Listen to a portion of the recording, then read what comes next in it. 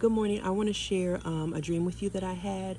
In the dream, I am at a grocery store. I go to a grocery store and I realize that it's very, very early in the morning. It's probably like 5 a.m., 6 a.m. because it's still dark outside. And I'm the only one there. So I am basically taking my time, getting all the things that I need. And at one point, I am standing looking through some racks and I'm near the deli and I look up and all of a sudden I see an incredibly long line of people that are lined up at the deli, and it's not just like a single person with a single cart, but it's whole families of different nationalities, and they're each standing with a cart, like they're waiting to get food from the deli. And when I see all of these people, I'm like, oh, I'm good. I'm getting out of here. I already have what I need, so I leave, and the dream ends.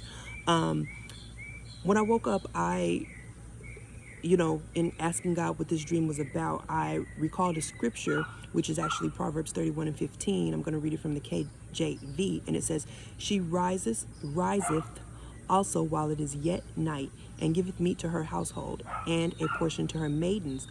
And if you recall what I just said in the dream, I was up very, very early at the grocery store while it was still night, getting food for my household, and these people are lined up at the deli. And usually at the deli, you can get meat, you can get cheese, things of that nature. What I truly believe is that God is saying that we need to prepare. If you have not already noticed, there is a famine going on. I believe that it will get worse. To what magnitude, I do not know, but I believe that it's going to get worse. And I believe that God is telling us that we need to prepare for this. Yes, God provides. He will provide for his children, but I believe that in his provision, there is preparation. He still wants us to plan and prepare for the things to come. That's a part of being able to receive provision in a lot of instances. And so he also took me to Proverbs 6, and I'm going to read it from the Message Bible, but basically this is verses 6 through 10, and it says, "You lazy fool, look at an ant, watch it closely, let it teach you a thing or two. Nobody has to tell it what to do. All summer," and we're in the summer now, "all summer it stores up food. At harvest it stockpiles provisions. So how long are you going to laze around doing nothing? How long before you get out of bed? A nap here, a nap there, a day off here, a day off there. Sit back, take it easy. Do you know what comes next? Just this. You can look forward to a dirt poor life, poverty your permanent house guest." As I said, I believe that God is telling us to prepare. He wants us to be like the ant. The ant stores up and stockpiles food. I believe that we need to be storing up. We need to be stockpiling. We need to be getting prepared for what's to come. Again, I don't know the magnitude of what's to come, but I know it's better to be ready than to have to get ready after the fact.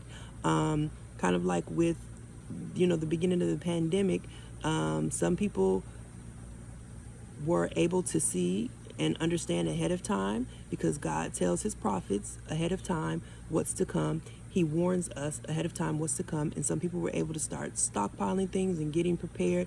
And then there were some people who did not listen, and when they went out to try to get toilet paper and paper towels and water and food and things of that nature, a lot of stuff was gone. I'm not saying that you have to go crazy, but God has been telling me for a while that a famine is coming, at least since last year.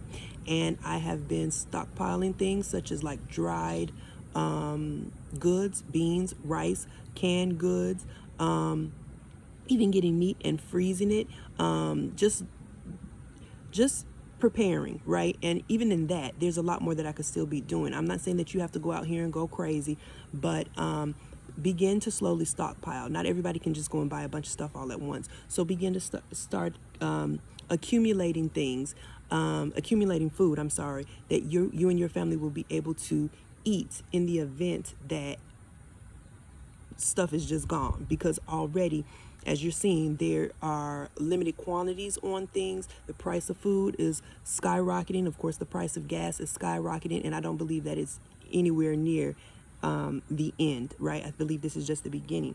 Another thing that God has been talking to me about, and of course brought back to my remembrance with this dream, is the story of Joseph. If you've never read the story of Joseph in the Bible, it is Genesis 37 through 50. But he was highlighting more so to me with this dream, chapter 41. And basically in chapter 41, Pharaoh has a dream, and Joseph, who is still in prison, is called upon to interpret the dream. And basically what he interprets is that he says that a famine is coming to the land. There's been 7 years of plenty, or there will be 7 years of plenty, but after that there will be 7 years of severe famine.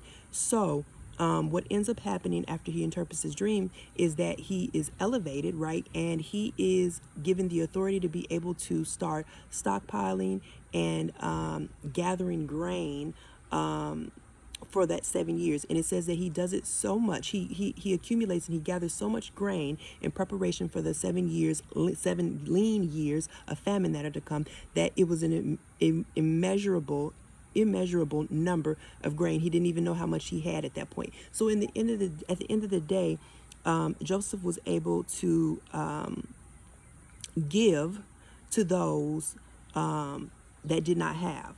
Hence the line of people, the incredibly long line of people that were coming to the deli trying to get provisions, right?